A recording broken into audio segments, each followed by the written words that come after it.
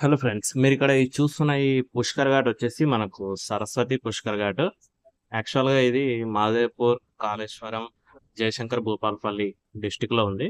Present ఇప్పుడు మనకు 15 నుంచి 26 వరకు పుష్కరాలు అయితే జరుగుతున్నాయి. సరస్వతి పుష్కరాలు.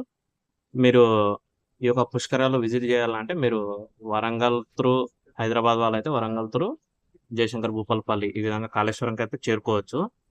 ఆ, ఇంకా కంప్లీట్ డీటెయిల్స్ వచ్చేసి నా యొక్క ఫుల్ లెంత్ వీడియోలో అయితే ఉంది. మీరు ఇక్కడ చూసారు కదా ఇంత ముందుకు. ఇది ఈరోజు 15 ఓపెనింగ్. ఇది ఇక్కడ మనకు రేవంత్ రెడ్డి గారు పుష్కర స్నానం చేస్తారు. ఇదంతా నది, గోదావరి నది. చూస్తున్నారు కదా, అంటే భక్తులు అయితే కొద్దిగా తక్కువనే ఉన్నారు, ఎందుకంటే స్టార్టింగ్ ఇంకెవరికి తెలియదు కాబట్టి. ఫ్రెండ్స్, మీరు అక్కడ పుష్కర స్నానం అయిన తర్వాత మీరు టెంపుల్కి అయితే రావాల్సి ఉంటుంది. మనకు పుష్కర్ ఘాట్ నుంచి టెంపుల్ వచ్చేసి సుమారుగా 1.5 to 2 కిలోమీటర్ వరకు వస్తుంది. ఇదంతా టెంపుల్ ఏరియా ఇది.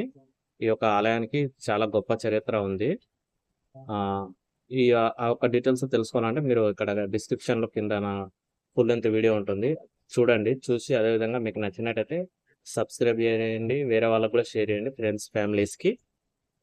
ఎందుకంటే కంప్లీట్ డీటెయిల్ తెలవాలంటే మీకు ఫుల్ లెంత్ వీడియో చూస్తే మాత్రమే అర్థమవుతుంది. ఇక్కడ మనకు హాస్పిటల్ ఫెసిలిటీ, ఫుడ్ ఫెసిలిటీ అన్నీ ఉన్నాయి, ఎలాంటి ప్రాబ్లం లేదు.